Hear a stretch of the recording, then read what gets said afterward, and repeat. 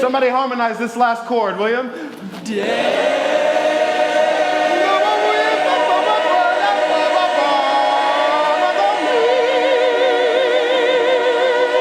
Good morning.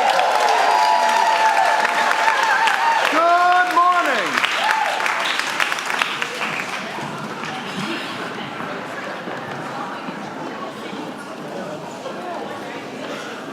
Friends, choral music has the power of caffeination. If you ever forget your cup of joe, if that's your thing, simply find the first friendly face on the street you can and say, good morning. I don't care what time of day it is. Good morning. It's 9:30. Good morning. Gonna be a great day. The song of Melanie DeMore, the sage, the wise song leader, songwriter, greets our morning and helps us on the East Coast to unite with her home on the West Coast. In that way, singing has the power to reach across all locations, to reach beyond and through and next to our differences and find their common hope, renewed strength, an unmitigated call for goodness. My friends, this is no new phenomenon, the power that singing has to awaken our most unmitigated hope. Notice that song didn't change its lyrics just because some of us weren't feeling as good as others. You know, so morning, so morning.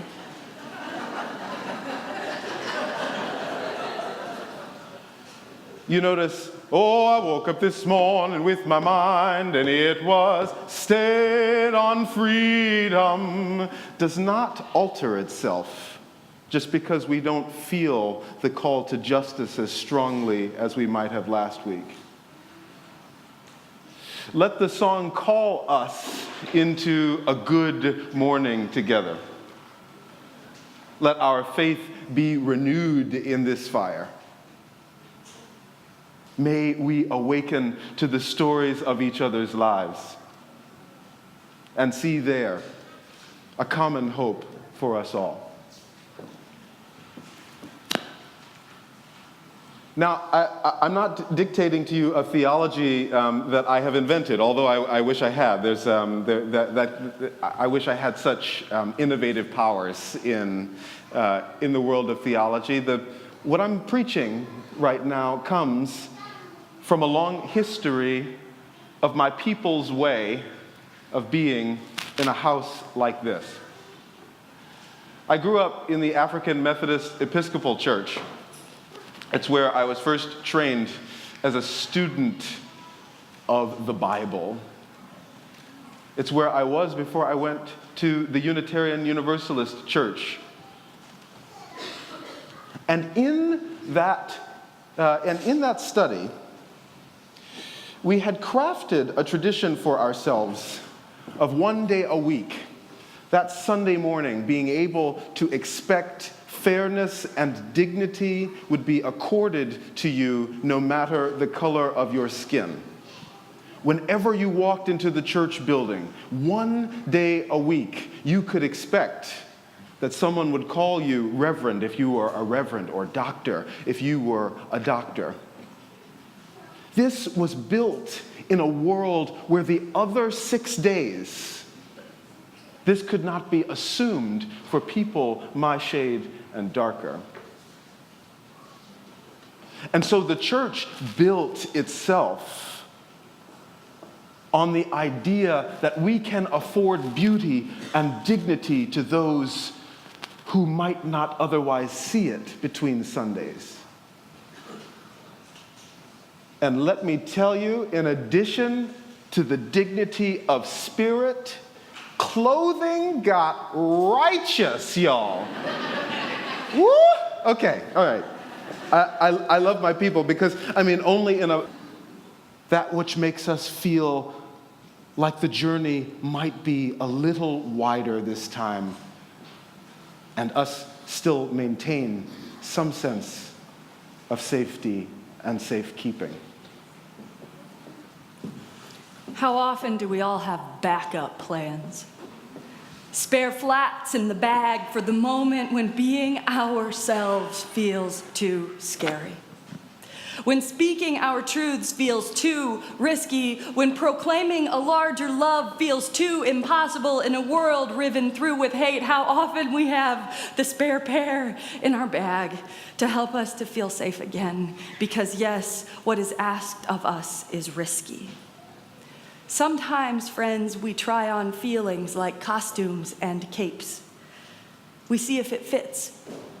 We put on the scariest mask we can find because by wearing it, the fearful thing isn't so scary anymore. Sometimes we try on a big, friendly greeting when everything inside us tells us to hide. Sometimes we walk away from our parents at the bus stop and act like it is no big deal when really we are freaking out. Sometimes we test our courage. We wear it like a costume until it feels real. And sometimes we try on trust. Trust of ourselves, trust in each other, trust in the world, yes, even at its most broken. We try on trust like a magic cape, just long enough that we might actually start trusting, so the world doesn't have to be so scary after all. Sometimes in our lives, we all have pain, we all have sorrow, but if we are wise, we know that there's always tomorrow. Lean on me when you're not strong, and I'll be your friend. Do you know it? I'll help you carry on, for it won't be long till I'm gonna need somebody to lean on me when you're not strong, and I'll be your friend. I'll help you carry on, for it won't be long till I'm gonna need somebody to lean on. If there is a load you have to bear that you can't carry, I'm right up the road. I'll share your load if you just call me. Lean on me when you're not strong, and I'll be your friend. I'll help you carry on, help you carry on, for it won't be long till I'm gonna need somebody to lean on. You just call on me, brother, when you need a hand. We all need somebody to lean on. I just might have a problem that you'd understand. We all need somebody to lean on. Lean on me when you're not strong, when you're not strong, and I'll be your friend. I'll help you carry on. I'll help you carry on, for it won't be long till I'm gonna need somebody to lean.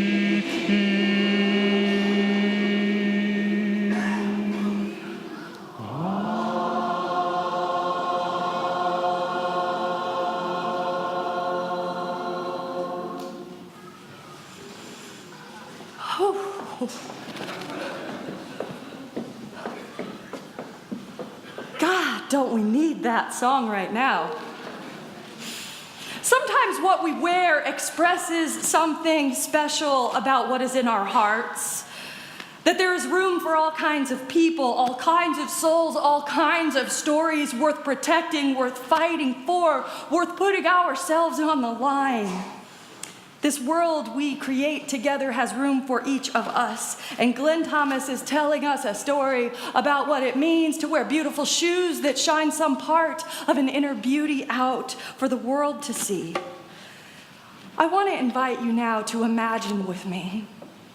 If you could pick one single pair of shoes that make you feel the very most like your deepest self, what would they be? Glittering and high.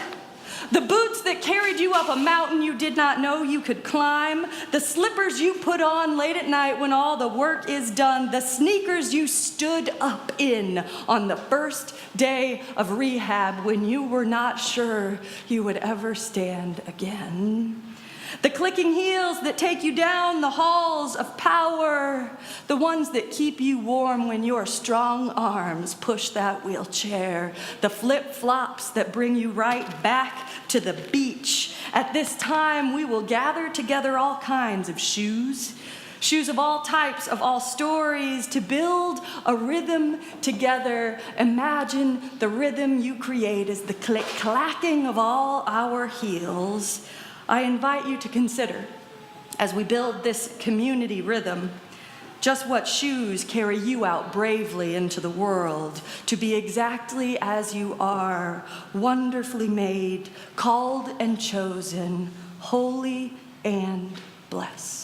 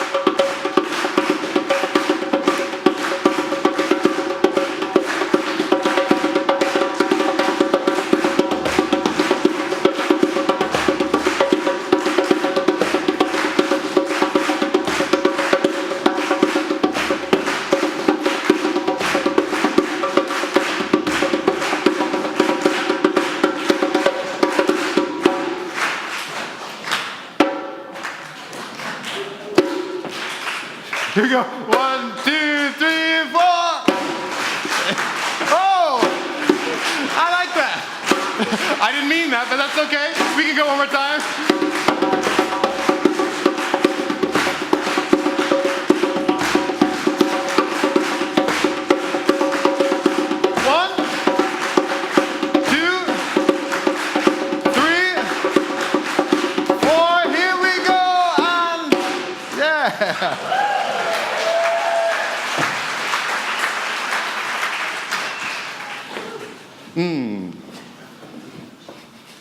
I got you.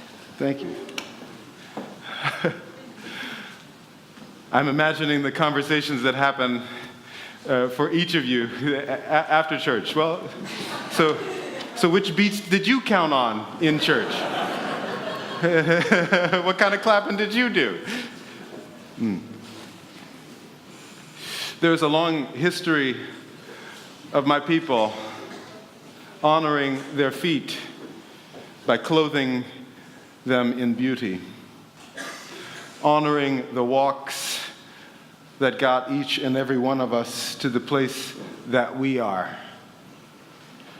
It matters how we dress the feet.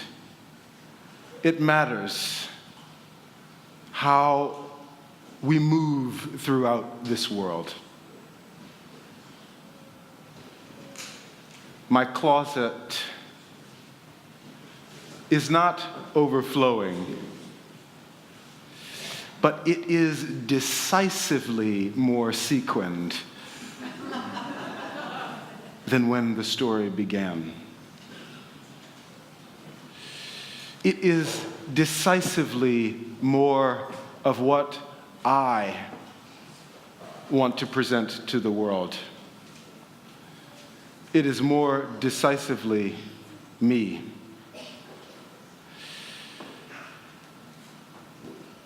One day, I put down the spare flats. One day, I was courageous enough to walk even beyond my own apartment complex. And you know what the choice is that I made? Where in the world would I go? I went to the first Unitarian Universalist congregation of Ann Arbor. I decided that that was a house where I might experiment with what it's like to wear a fuller part of myself. Consider what it takes to make me think the community was worth my trust.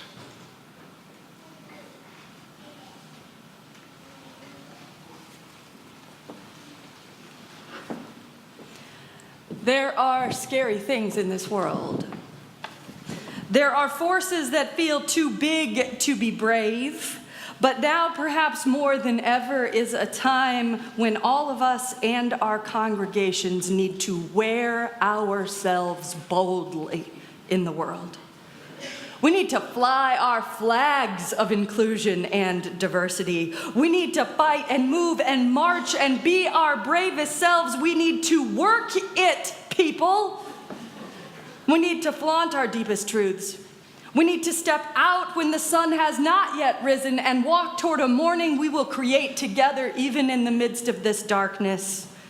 We choose every day how much courage, how much compassion, how much gentleness, how much kindness we put on with our costumes and our clothes. We choose each day to drape ourselves with as much dignity as we can muster. We put on our Sunday best and move like church ladies into the places we feel safe and the places in our hearts that tell us we are enough, just as we are, and that we are ready for every single thing that comes our way. For we are the resistance fighters, are we not? And I think there are some members of the Great Resistance right here in the house today. You willing to come up and tell us what it means to wear what you're wearing right this minute, Qui-Gon? was working the soundboard, but he's come down here that he is to proclaim a few righteous things.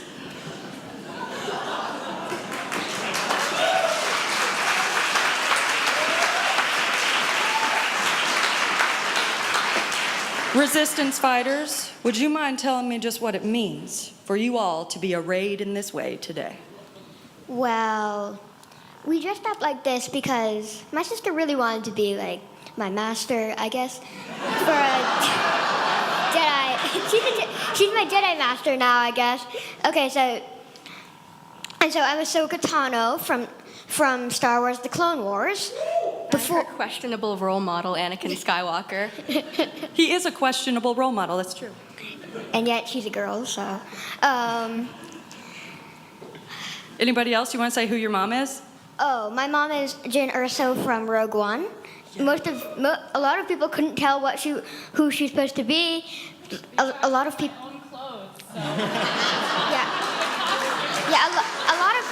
A lot of people didn't even know she was in costume. That's just how she dresses, people. And my dad is Qui-Gon Jinn, and he gets killed by Darth Maul, right? You know what I have to say, Rayla Flowers? The story doesn't have to have a happy ending to be worth telling. And the resistance carries on no matter what. So you just fly your flag. Show us that mighty power of yours. Thank you. Today, not just Anakin, really, it's interesting the choices Anakin makes. Today, not just in our worship, but in our lives, let us ask how we can more consciously dress ourselves in power and in love. May that be our work now and always.